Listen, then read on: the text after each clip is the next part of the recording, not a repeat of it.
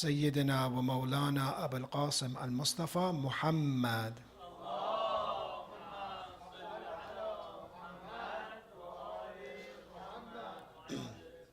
وعلى أهل بيت الطيبين الطاهرين ولعنة الله على أعدائهم إلى قيام يوم الدين.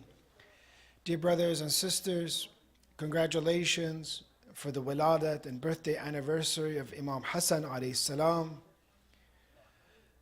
the first son of Imam Ali and Sayyidah Fatima alayhi salam, the first grandson of Rasulullah, how Shaykh mentioned for us and taught us.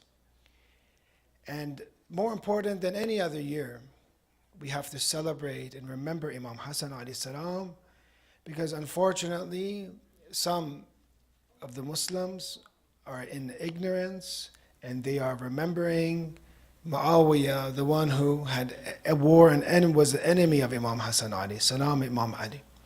So we have to talk about Imam Hassan and to say that it is not justified, the attacks that Muawiyah made against Amir al-Mu'mineen alayhi salam and Imam Hassan. These are part of Rasulullah. These were his own sons that he would say.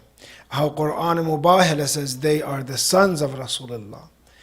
And therefore hatred of them, fighting against them is not allowed. And we'll mention the tradition, whoever loves Hassan and Hussein has loved Rasulullah. These are Sunni traditions, not our traditions. Whoever loves Imam Hassan and Hussein has loved Rasulullah, and whoever loves Rasulullah loves Allah. But whoever has hatred of Imam Hassan, Imam Hussein, has hatred of Rasulullah, of our Prophet. And whoever has hatred of Rasulullah hates God, and whoever hates God, the tradition says, will enter the hellfire. These are traditions. This Hakim and Nishaburi mentions. This is not our traditions, these are Sunni traditions. So therefore, we have to learn more about Imam Hassan alayhi salam. But today we're going to, in a way, incorporate his holy life, and we're blessed with his waladat in the 15th of Shahr Ramadan. We'll talk about the next surah that we have reached right now, which is Surah al-Humaza. It is the surah of the scorner, the one who scorns. So when you look at this verse, or these verses that are about 9 of them to make this chapter of the Holy Quran, that you see, number one, that Quran is so beautiful to listen to. Quran is very beautiful to listen to. When you look at this, for example, how it rhymes, for example, وَيْلٌ لِكُلِّ هُمَزَةٍ لُمَزَةٍ. See, woe to every scorner, mocker.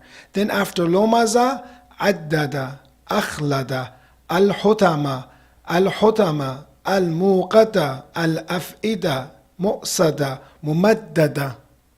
And this is some of the balaghat of the Quran. And this is some of the muhassanat of the Holy Quran. That when someone hears it, it seems very beautiful for them. And then the meaning is deep. Deep meaning and deep reflections come from these verses, but at the same time, it's the most beautiful thing you've ever heard. Quran says, if only you can bring one first 10 chapters.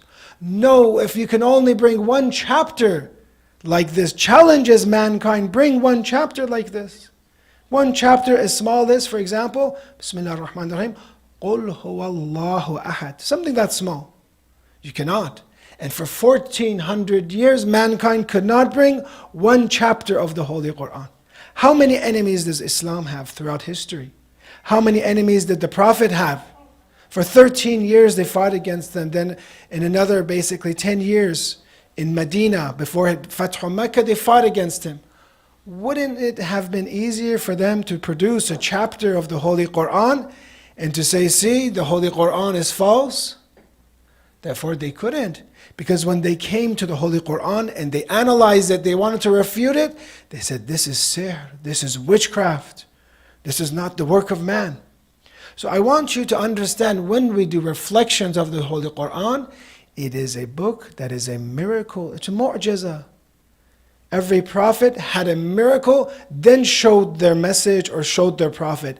Our prophet, the miracle proved his prophethood. The Quran proved his prophethood. So the first is this, and let's talk about the reflections of this and how to be a complete human being by Surah al-Humaza. The first thing is wailun. Wail usually is woe. And some say when you have wail and after an action, that means that this action is of the greatest of sins. It is one of the great sins. Because we have sins and then we have great sins. So wail here can signify that this is a great sin. What sin is it?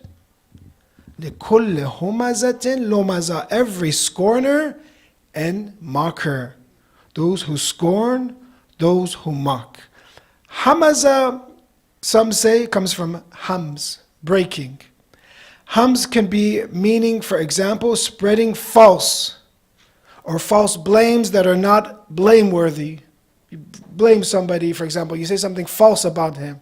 That can be the definition of hams. Lams, they're basically synonyms. But lams comes from flaw, defect, someone who's the slander. Now some say basically there's a slight difference between hams and lams. Hams is done basically in front of someone. Hamaza is done, actually, yes, is the one who does it behind their back, hamaza. And lamaza, for example, here, is the one who does it behind, for example, in front of their face. So one is behind, when they're not listening, they're not there, you talk about them, and the other is in front. These are big problems that when you look at these two things, either, some also say hamaza is to annoy someone with foul words, to slander someone, annoy them with foul words.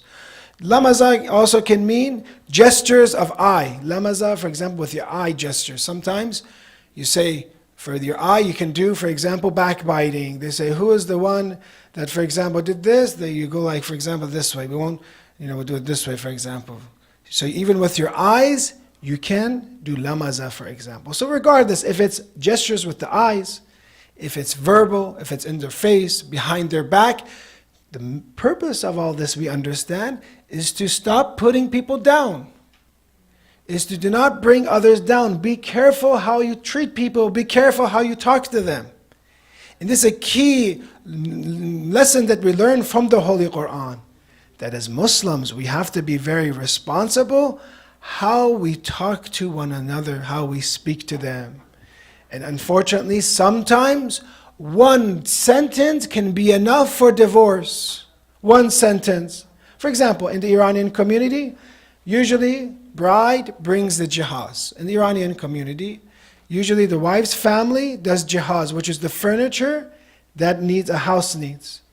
And the guy says, for example, look at this, for example, furniture. Did they donate it to you, for example? Look at it. Was it free? Where did you get it? At the swap meet, for example? Where did you get it? And that's enough for her to remember that, look, my parents, they didn't have a lot of income.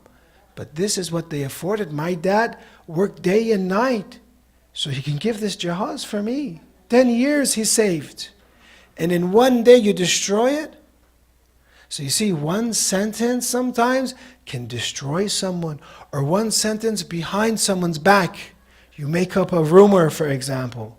I saw this guy, he did this. I saw Sayyid over there, for example. Sayyid was doing this, was doing that. Then you enter the hellfire because of that if you talk about Sayyid, for example, or whoever, for example. You see, with one sentence, some say, why is it that backbiting is equal to, for example, 40 years of sin, for example, so 40 years of worship being destroyed?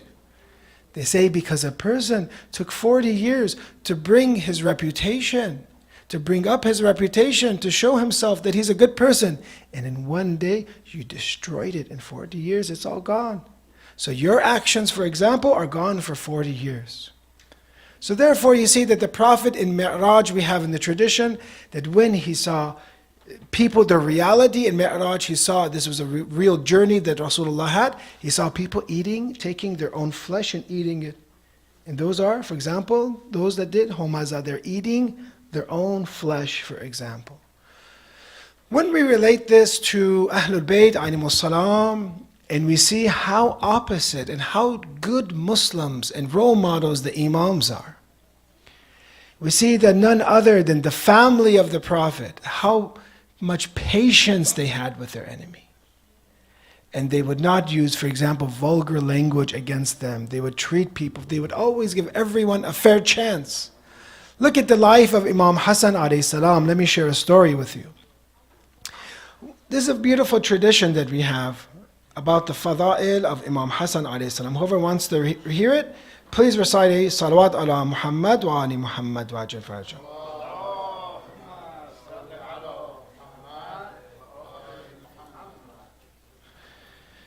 You see that Imam Hassan alayhi salam was with Rasulullah. And he mentions, Hada Sibti. Very important for us to love Imam Hassan alayhi salam. These nights are special for us.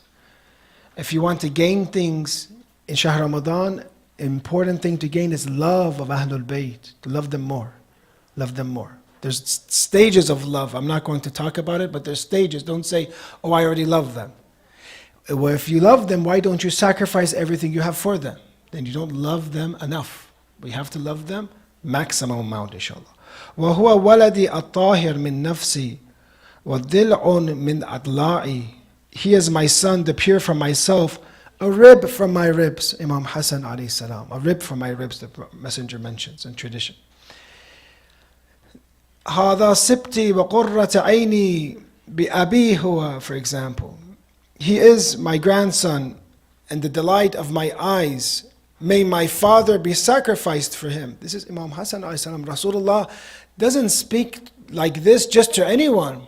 He speaks like this to Imam Hassan alayhi salam. And then it says, the messenger stood up and we stood with him while he said to them, you are my apple, you are my beloved, tufah, you are my apple, my fruit, you are my beloved, and the joy of my heart. How come we have forgotten to love Imam Hassan alayhi salam, O Muslimun? And you make, for example, TV series about Muawiyah. What about these traditions? He took his hand and walked with him, and we walked along until he sat down, and we sat down with Rasulullah. And here it says, the tradition, it says that Rasulullah here, وَجَلَسْنَا حَوْلَهُ تنظر إلى رسول الله وهو لا يرفع بصره عن. That Rasulullah would not stop looking at Imam Hassan alayhi salam. The jamal, the beauty of our Imam. Rasulullah kept looking at him, kept looking at him, kept looking. Not only are we instructed to love Imam Hassan, but who loved him the most? Rasulullah. Rasulullah. He took his hand and walked with him. And he kept looking at him. He kept his gaze fixed on him. Then he says, indeed, this important sentence, إِنَّهُ سَيَكُونُ بَعْدِي هَادِيًا. He will be after me, guided. He will be the guide. مَهْدِيًا. He will be a guide and he will be guided. Because for you to guide others, you have to be guided yourself. And Quran mentions this. Can someone guide who has not guided himself? Can someone guide the community while he needs to have knowledge? He doesn't have knowledge of Quran. He doesn't have knowledge of ahkam and aqa'id. Or must the person who guides community and the world be guided himself already? This shows that he must have knowledge. He must have knowledge of the unseen. They must be guided. He is a gift from the Lord of the world. Imam Hassan says he is a gift from the Lord of the worlds. هَذَا هَدِيَّةٌ مِّن رَبِّ الْعَالَمِينَ. He is a gift from Allah. This is a tradition maybe many of you haven't heard before about Imam Hassan alayhi salam being a hadiyah. That tonight, the 15th of Shahr Ramadan, Imam Hassan alayhi salam, Allah gave us this beautiful Imam, this beautiful child who was born as a gift to Allah, from Allah, to guide us, to share with us traditions and hadith, to love him and for him to give us salvation. Now this is the part that I wanted to say, in the same part of the tradition. فَجَاءَ الْأَعْرَابِ. A Bedouin came to Rasulullah. He didn't greet the Prophet. He didn't say salam to him. He came very rude and said, which one of you is Muhammad? Very tough. Which one of you is Muhammad? And he said, oh Muhammad, I used to hate, for example, which one of you? I used to hate you without seeing you, and now my hatred for you has increased. It comes to Rasulullah in this tradition. I hated you, now I see you, I hate you even more, to Rasulullah. Now we're talking about, Humaza and Lomaza. When someone slanders, what is the best way to treat such a person? What do you think the Muslims should do here? He's Rasulullah, he has position. Should they get him, grab him, teach him a good lesson? Rasulullah has many followers here. Should he teach them? Because you're assuming Imam Hassan alayhi salam is born, in the beginning, like around the second of Hijrah. So if he's a child here, this is like 5th, 6th, something like that of Hijrah, towards the end of Rasulullah's life. He has lots of followers here. What should he do? The Prophet said to them, "O Bedouin, what makes you say that?" He said, "Then show me your proof." He says, "If you wish, one of my limbs will testify to you." Rasulullah brings Imam Hassan a part of his body. He says, "You, Hassan ibn Ali, child, you go speak to him. Go. This guy is hostile. This guy is a dangerous person. Someone comes in front of Rasulullah does this." But Rasulullah sends Imam Hassan alayhi salam as a child. He then talks to him, and Imam Hassan alayhi salam gives to him, poetry. He calms him down, for example. And this person then, from the akhlaq of Imam Hassan, instead of using harsh words against that person, Imam Hassan, he spoke to him with respect. Spoke to him with respect, and this person asked them, "This religion you have, I like it." Imagine you yourself, God forbid, you come out, somebody cuts you off, you want to fight with somebody, you're very upset. It comes and you see that he treats you with respect, he's a gentleman, for example. You say, "Wow, what a guy, what are you? You're inquisitive, who is this guy? I'm about to fight with him, for example. He's calming me down." Imam Hassan alayhi salam, as a child, calms this person down, and he mentions to him that he asks, "What is Islam?" He says, "Allah is the greatest." Then he says, "I bear witness that there is no God but Allah," because Imam Hassan alayhi salam spoke to him this way, and also spoke to him telling him that, "I know what of your intentions. Your intention is to kill Rasulullah. I know this. I know why you've been set here. And that your tribe sent you to kill Rasulullah, and that they would take care of your family. I know all this." This knowledge of the unseen. And then he becomes Muslim. So knowledge, Imam Hassan is guided, and he guides with this knowledge and with this akhlaq. Brothers and sisters, what we learn from Imam Hassan alayhi salam, many times people, either through family or friends or work, they put us down. What is the appropriate response? Appropriate response as followers of Imam Hassan alayhi salam is patience. Is patience. Is ghafla, as some of the traditions say. Ghafla, taghaful. Pretend you didn't hear it. And that is the perfect way of living life. As a tradition has, thulth. 1/3 of it is fitna, for example, with the ta, with cleverness, for example. Or I might be mixing it. Thulthan, the 2/3 is taghaful. Is pretending I didn't hear something. Pretending I'm not knowing what. Because somebody, maybe in family, maybe my friends, someone might say something to me, or masjid. They might say something to me, and there are individuals, alhamdulillah, many of you are patient people. Sometimes people are agitated, they're fasting, they say something to you. They maybe cut in line, they do something, they steal that piece of cheese, you wanted that piece of cheese, for example, or whatever. And then they say something to you, and you say, do taghaful, neglect, as if I didn't hear it. I pretend I didn't hear, I pretend I keep going. And this has been the way of the akhlaq and the reaction of the prophets and the imams. When someone does something harsh to us, you can do the same thing back to them. That's fair. They say it, you say whatever you say, you're the same thing. But if you do more, then you have done oppression to them. But if you do less and you forgive them and you're patient with them, then you have the akhlaq and the ethics of the Prophet and the Imams. So therefore, we have 2 things so far we covered. One is how wretched it is to put people down, to slander them, either with gestures or verbally, to put people down. And as Muslims, we should be very careful of this tongue. This tongue is very dangerous. You remember that from Luqman, it was a servant, and this story, Sayyid Hijazi gave. He says that Luqman was a slave before, And his master asks him, bring the best part of the animal. And he brings the best part of the animal. Which part is the favorite? Maybe those that are growing up in America, what do they like? You guys probably like the tongue the most, right? The tongue they like in America, right? I don't know, Zabon, they like that a lot? I don't know. Zabon? Anyways, but traditionally, the tongue is a delicacy. So he says, what is the best part of animal? Bring him the tongue. Then he says, the next day he says, bring the worst part. Again, he brings the tongue, for example.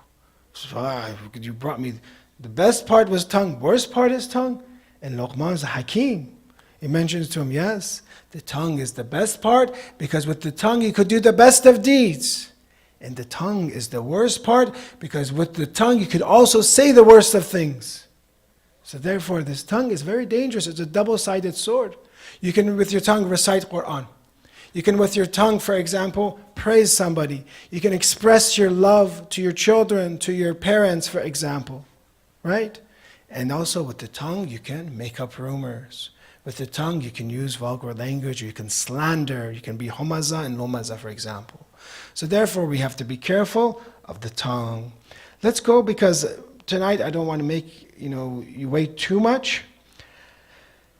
The interesting thing with the Quran, when you reflect about it, there's so many lessons. I just want you, every time you open up the Holy Quran, another chapter, another level of Quran opens up for you. Then the Quran says something that you think, sometimes you read the surah 100 times. But then it says, what is this? الَّذِي جَمَعَ مَالًا وَعَدَّدَ. He's talking about the slanderer, but then the next verse is describing the slanderer who amasses some wealth and counts it. What is the relationship when someone slandering people, mocking people, and having lots of money and counting it? What is the relationship? Why is that ayah number 1, not number 2?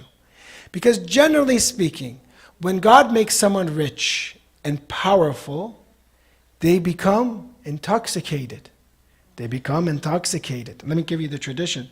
The tradition has, don't think that intoxication is only from alcohol. The tradition has from Imam Ali, as-sukr arba'a sakarat. Sukr sharab. That we, alhamdulillah, we have nothing to do. They said that one of the ulama once, he gave a speech about how much haram in Qum. He gave a long speech about how the ill effects of alcohol.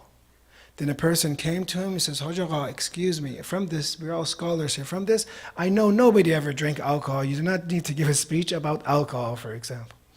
So this is not for here, about alcohol, inshallah. 2, the other intoxication, you said sharab, sukrul mal, the intoxication of money. Some people, when crypto shot up, for example, and went up to the moon, or almost to the moon, they became intoxicated. Whoa, look at me. Don't tell anyone how many I have. Whoops. Let me not tell you where I keep my crypto, the USB flash, for example. I start getting, a little bit intoxicated. Well, sukrun naum. Some people, they sleep so much, they're intoxicated. And this is a problem for the youth, sleeping and sleeping and sleeping. An intoxication of mulk, of power. Some people, when they are powerful, they become intoxicated. Interesting study that was done once, in one of the universities. I remember when I went to university, there's this study that was done when they put fake students and they pretended to be the prisoner guards. Some students were prisoners and some were the guards. And they did a little survey, or not survey, they did a little, test, experiment. And this was fake, they knew it was fake. Some of you students are prisoners, some of you are guards. The guards started abusing the prisoners. We're talking about sukrul, mulk, from power. Just having power, they start making them do, like weird stuff, or they're giving them, for example, things to do and harassing them. Even though they knew this was an experiment, they really got into it and they started abusing their power. So you see Quran, how beautifully mentions, look, a lot of times these people that sometimes you see, sometimes nations, heads of states of other nations come, and someone has power and someone has wealth, and they become intoxicated. They say, why don't you say thank you, for example? Why don't you say thank you? They're intoxicated. with this power, for example, with this money. So therefore we see this is a relationship between our tongues and those who have money, and they keep counting it and counting it and counting it. So remember, money is not bad, but it is a test. And I want to ask you, if right now Masjid gave you $1 billion right now, would you come here tomorrow or not to be a test? Or would you trying to find, another, you would come, yes. You'd come with $1 billion, maybe $1 trillion. What would you do with that, for example? Maybe you would buy a nice yacht and invite everyone. We'll have majlis there, for example, in the boat, for example.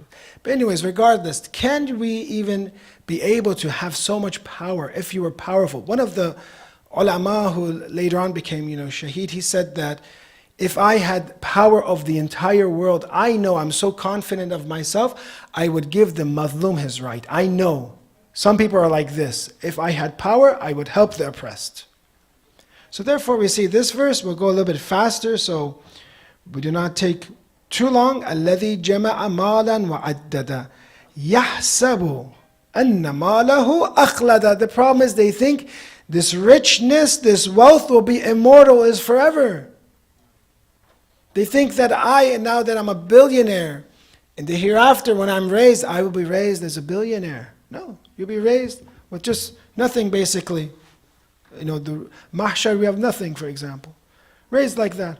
We're buried with the kafan. Interesting hadith that we have about this is the tradition, again from Imam Ali alayhi salam. You see, the nights of Qadr are coming and the traditions are all about Imam Ali. Soon we'll be crying for our Mawla, Ali ibn Abi Talib, who was one of the greatest gifts that Allah gave to humanity. The tradition is this: when the son of Adam reaches his last day in the world and his first day in the hereafter, when he goes to the next world, everyone wonders, what happens when you go to the grave? When it's his last day in the world and his first day in the hereafter, he just died. His wealth and children and deeds will be presented to them. He will see tajassum. He will see wealth, he will see children, and he will see a'mal, deeds. They will be presented. He will turn to his wealth and say this: by Allah, I was greedy for you, miserly for you. What do you have for me now? I was greedy for you, wealth, money. I was searching everywhere you were. I kept, looking for you. What can you do for me? And wealth replies, becomes something. Take from me your shroud. خُذْ مِنِّي كَفَنَكَ. Take from me your shroud. That's it. That's all that work we did for money, that's gone. It's just take from me your shroud. Are the shrouds any different? One person gets buried from the other. They're all the same. Same thing. The second then, it says, then he'll turn to his children. Because we are so stressed out about our children. We say, by Allah, I loved you. I was your protector. What can you do for me? My child. My child, my entire life was for you. And the tradition has, then he will escort you to the grave and bury you in it. That's what the child does. He takes you to the grave and buries you in it. That's all. He cannot do anything more. Just can take you to the grave. Then actions come. A'mal come. Deeds come. It says, by Allah, I was indifferent to you. By Allah, I was, in a way, zahid for you. I disdained from you. Wallah inni kuntu fika lazahida. I didn't have much, attention to you, good deeds. I didn't really like you too much. I didn't, search for you, seek you. I searched for money, my kids, but not you. But then amal salih, good deeds will come and say, for example, it actually says, وَإِن كُنْتَ عَلَيَّ ثَقِيلًا. You were heavy for me. It's hard for me to do. And then it'll come to you and say, by Allah, I was indifferent to you, but it will reply, I'm in your companion. I am your qareen. أَنَا قَرِينُكْ فِي قَبْرِكَ. I am your companion in the grave. وَيَوْمَ النَّشْرِكِ.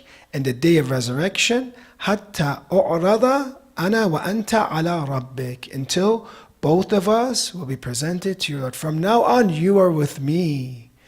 Money is gone. Children are gone. You just have me. I'm your qareen. I'm your friend. So therefore, this is the reoccurring theme in the Quran, that money perishes, But that is with Allah is baq. Is with God. We're always last. In this Shahr Ramadan, make sure you don't seek things that perish.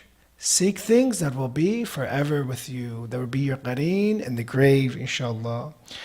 Let's finish the surah, inshallah. So then we go to this. كَلَّا لَيُنْبَذَنَّ فِي الْحُطَمَةِ. He will surely be tossed into the crusher. Hutama is the crusher. They'll be tossed. It's one of the, Hajjaj Qara'ati here explains, he says like a cigar, they smoke it, not us, the other masjid, they smoke it and they fling the rest of the cigar. He says like that, they'll throw you. Not you again, the other people. They throw in the hutama, the crusher. وَمَا أَدْرَاكَ مَا الْحُطَمَةِ. And what is the crusher? نَارُ اللَّهِ الْمُوقَدَةِ. It is the fire ablaze. It is that fire. الَّتِي تَتَّلِعُ عَلَى الْأَفْئِدَةِ. That will overspread the hearts, the af'idah. Now this could be one thing. Did you ever see, usually when people are burned, their skins get burned. But how hot must it be that this fire overspreads upon the hearts, that inside it even burns. Inside burns as well. إِنَّهَا عَلَيْهِمْ مُؤْصَدَةٌ. Indeed, it will close in upon them. Mu'sada, there's no refuge. It'll grab them. There's nothing to go. Fi amadin mumaddada. They're in amad, or columns or poles. In a way, this could be like there's no way, extended shackles. There's no way this will be closed. Mu'sada, like in a way it's closed, for example. And there's no way to go in this hellfire. So who are these? Who is this verse for? This punishment, everyone tell me. Who is this punishment for? The sinners who did what? Wailun likulli humazatin lumaza. Those who were slandering, those who were mocking, those who were scorning. The surah is about them. Those who did not control. Entire surah about our tongue.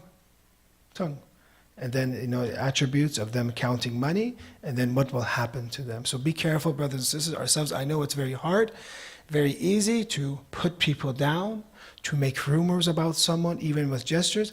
Please be very kind to one another, because this is part of haqqun nas. May Allah, inshallah, resurrect us, inshallah. We had more fada'in and virtues, because it's getting a little long about Imam Hassan alayhi salam, but we ask Allah to give us His shafa'ah, inshallah.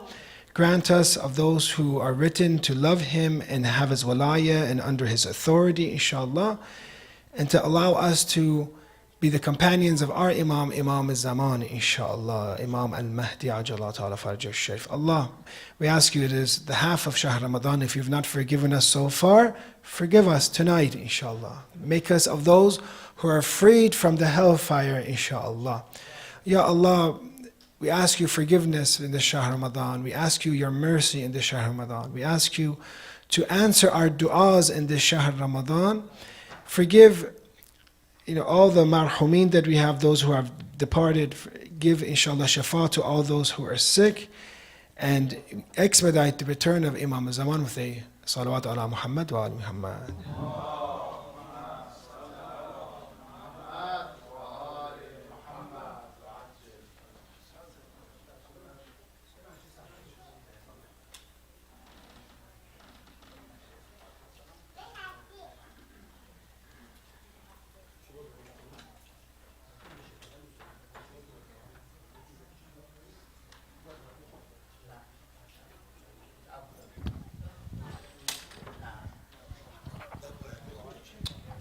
نه واقعا بلد نیستم. چی رو بنویسم؟